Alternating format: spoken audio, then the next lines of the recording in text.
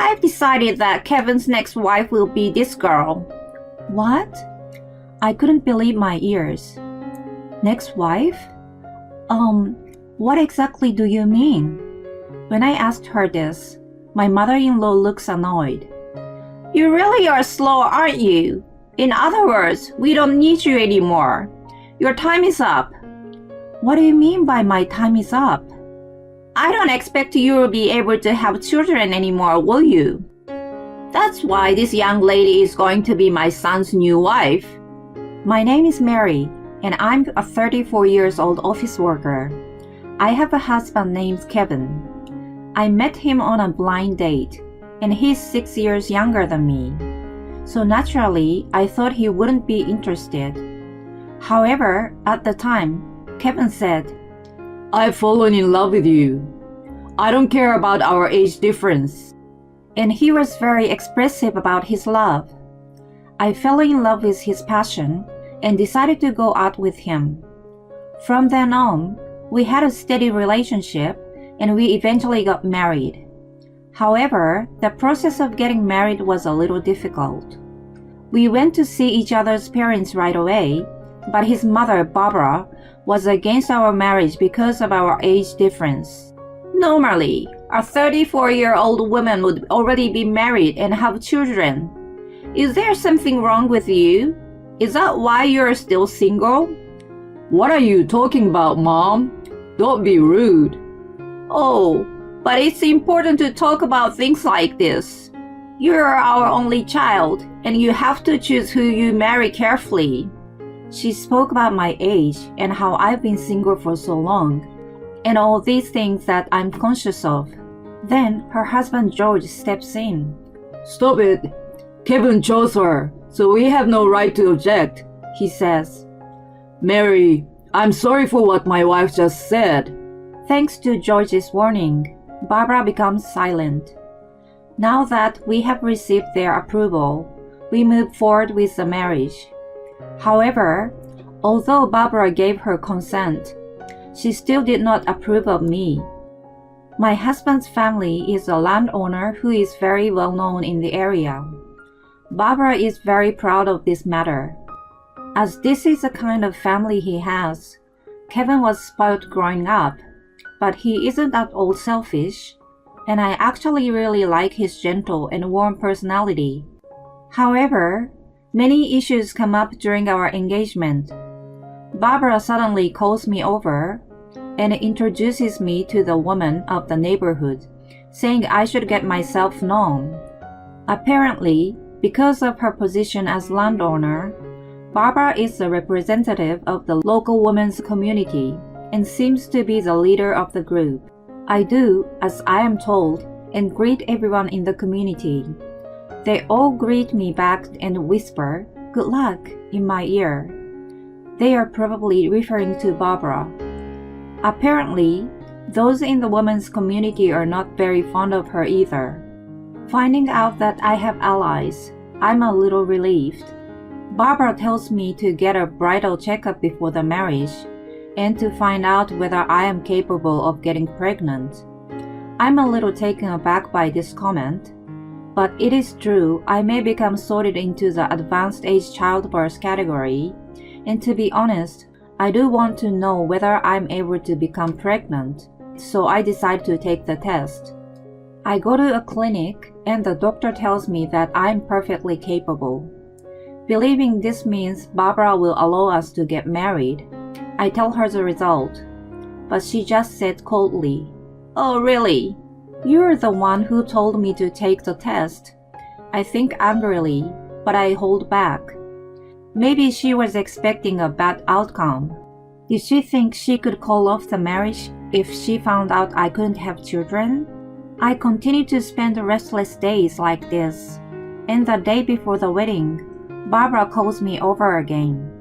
She wants us to come over to eat dinner with her. To be honest, I wanted to have dinner with my own parents before the wedding, but they say, if you're being invited to their house, you should go. So Kevin and I decide to go to his parents' house. After we've finished both dinner and dessert, Barbara starts to say, About your moving in together. I couldn't believe my ears. The phrase moving in together came out of nowhere. I don't mind if you move in with us right after the wedding. Apparently, in Barbara's mind, there was no doubt that we would live together. No way. She's got to be kidding. I couldn't have my life as a newlywed suddenly be interrupted. I swiftly stepped into the conversation. Barbara? I'm sorry. What do you mean, moving in? I don't know what to say. That's too much to think about before we are even married. With this, Barbara looks surprised. She looks at me as if what I'm saying is crazy. Kevin, haven't you told her yet? Huh? I panic and look at my husband. Then, remaining perfectly calm, he says, Oh yeah, I think I forgot. What? What do you mean? Mom and I have been talking about it for a while now, that we would move into this house once we got married. Wait a second. You've never said anything about this. Something this important. This is the sort of thing that we should have discussed and decided together ages ago. Sorry, but it's decided. I want you to understand, Mary. What? No.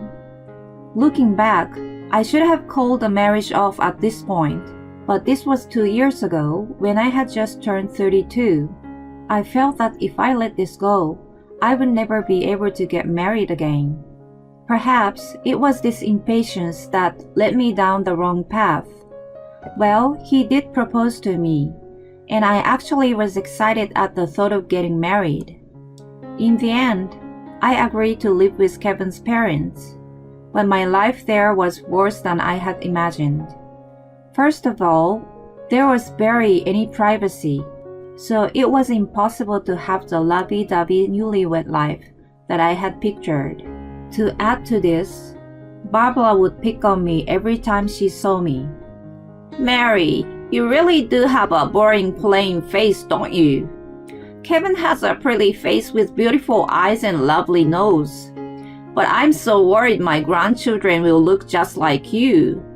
Your cooking and housework is average too. It really is a shame you have absolutely zero strong points. These sort of things happen every day. And because she is the kind of woman who requested I check whether I can have children, you can imagine how she would put pressure on me, asking when she could see her grandchildren. Do you even know how old you are? You have no time left, you know. If you can't have a baby, there's no need for you in this house. You better give birth to a boy.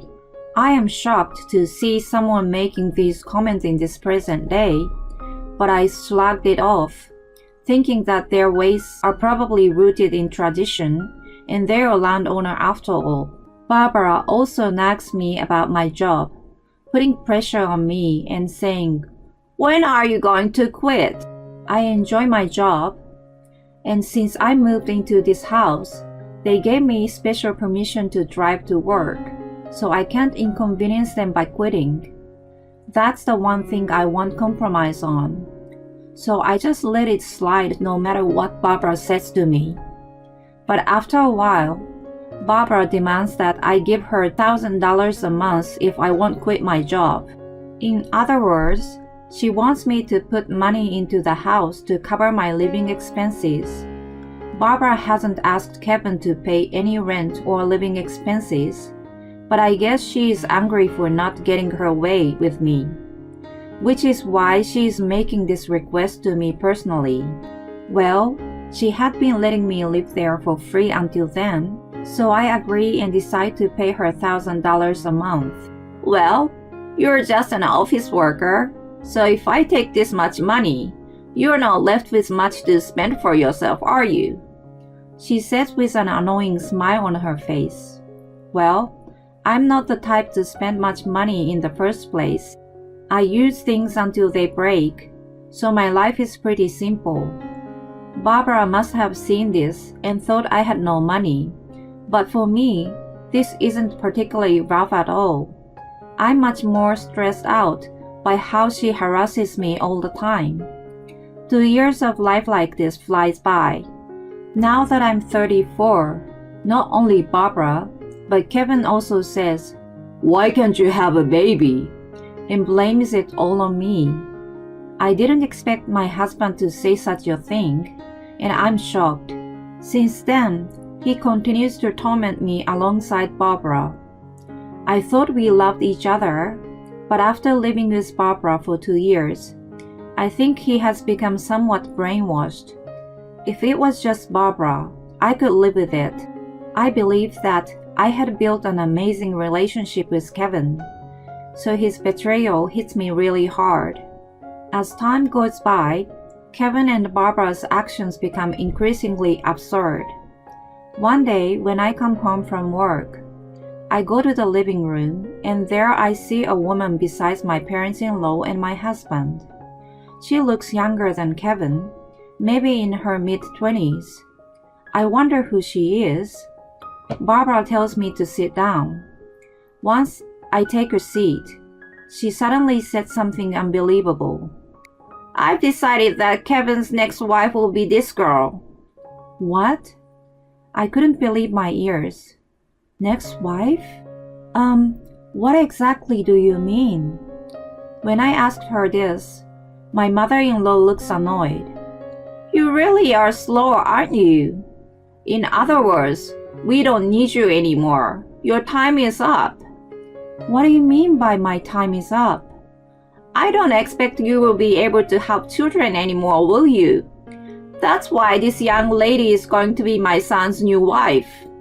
She is 23 years old now, and she's the niece of one of our neighborhoods in the women's community. She's prettier than you, and I'm sure she will give birth to a cute and healthy little boy." What a woman. My husband and I are still married, but she brings along a new wife? Kevin will surely object to this. That's what I thought, but I was wrong. "That's why I want you to fill this in as soon as possible," he says, while handing me the divorce papers. I'm beyond shocked. I cannot believe it. Is having a child that important? My life will be ruined if I stay with these people. By the way, George, my father-in-law who made a warning toward Barbara before my marriage, he has been useless since then. He has never tried to get involved in any of these issues since we got married.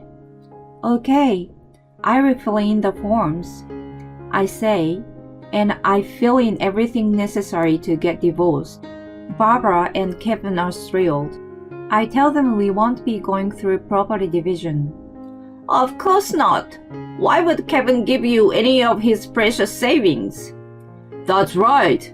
Just because you've been relying on my income doesn't mean you can get carried away."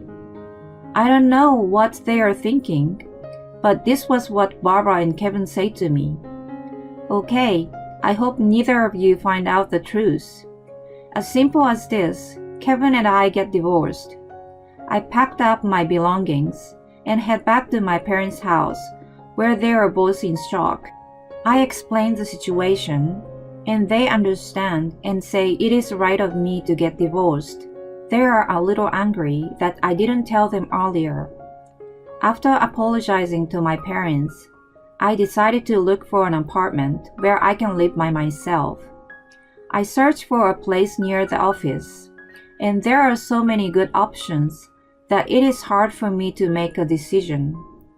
A month passes after my divorce with Kevin, and suddenly, Kevin and Barbara arrive at my parents' house. Mary, what is going on?"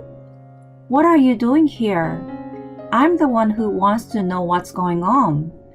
"It's this." Kevin shows me the photo he took of the TV. There I am, answering an interview. On the screen, they are showing the name of a restaurant with my name next to it, and the word owner written on the side. "Why?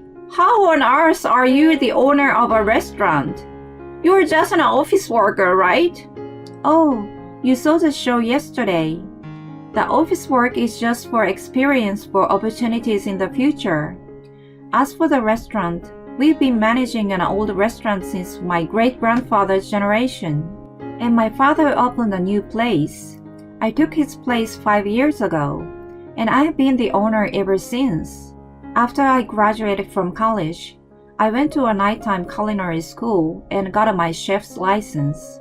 So I worked at the office during the day, but in the evening and on weekends, I was a cook at my father's restaurant. At the moment, I'm preparing for a new business, so I leave the restaurant mostly up to the manager, but they wanted to interview the owner too, so I took the offer. Barbara and Kevin were shocked to hear my story. Well, they would be, wouldn't they? When Kevin's parents met my parents for the first time, my father told them about his restaurant, but they probably thought it was just a small diner. Barbara just said, "Oh, really?" and didn't seem to care any more than that. This is perfect. I didn't think you were earning so much money, but it's perfect for us. Huh? I'm canceling the divorce. Come back home right now. As Barbara and Kevin are making these incomprehensible statements, I ask, "What do you mean?" It seems the young girl who became Kevin's new wife does none of the housework, and she doesn't go out to work either, so she's always there at home doing nothing. She even calls Kevin old man and tells him if he wants to be intimate with her and if they are going to have children, she wants him to pay her. If he does anything to her by force, she is going to call the police. Kevin and Barbara look troubled. They further explain that the girl has been unemployed since graduating from high school, and her parents didn't know what to do with her. That's when the woman's community reached out to her family, telling them about a crazy man and the mother looking for a bride. This is how they introduced this girl to Barbara. Hearing this story makes me laugh. Barbara was not a leader at all. She was completely being made fun of. Learning that the woman of community thought she was dumb, Barbara seems truly embarrassed. That's why she wants me to come back as soon as possible, so that I can defend her and reclaim her position and reputation. As for my ex-husband, because his parasite of a wife uses all of his money as she wishes, he's living a tight life every month. And because she won't do the housework, of course she won't make lunch for him. So he has to spend the little money he has every day to buy lunch near his office. As for George, Kevin's father, who was always minding his own business, he left Kevin and Barbara quite some time ago and rented a cheap apartment on his own. He's living away from them and protecting his own little life. This sounds like exactly the sort of things George would do, and it makes me chuckle. We're having a really rough time, so you have to come home, Kevin begs me. I try to stop myself from laughing, and I say these final words to him. You do know this is all your own fault, right? You two ordered me to leave and brought that girl into your house. So why don't you be responsible for everything that happened after that? If you stay here any longer, I'm calling the police. Rejected. Kevin and Barbara droop their heads and leave my parents' house. I don't know what happened to them after that, but according to a lady from the women's community that I befriended while I was still married, it seems that life is so rough for the two of them that even Barbara has started working part-time. Kevin's new wife is still doing nothing except spending all her husband's money. They try to make her leave, but she has her ways to keep staying at their house, and it seems both Kevin and Barbara are completely exhausted. Serves them right. I finally find a new apartment and live in the room of my dreams. Single life is so pleasant that I feel like I don't need to get married anymore. But I still want to find romance, so I'm going to see what encounters I have in the future. For now, I'm more focused on my work. Kevin and Barbara are unbelievable. Kevin didn't even know his wife's main job. He really had no interest in her, did he? Maybe he only married her because he wanted a wife who could have children and would listen to his mother. In any case, I'm glad to hear that Mary has nothing to do with this stupid mother and son anymore. I hope she lives her own life and finds her own happiness. Thanks for sticking around until the end. Please subscribe to our channel if you enjoyed this video, and see you in the next one.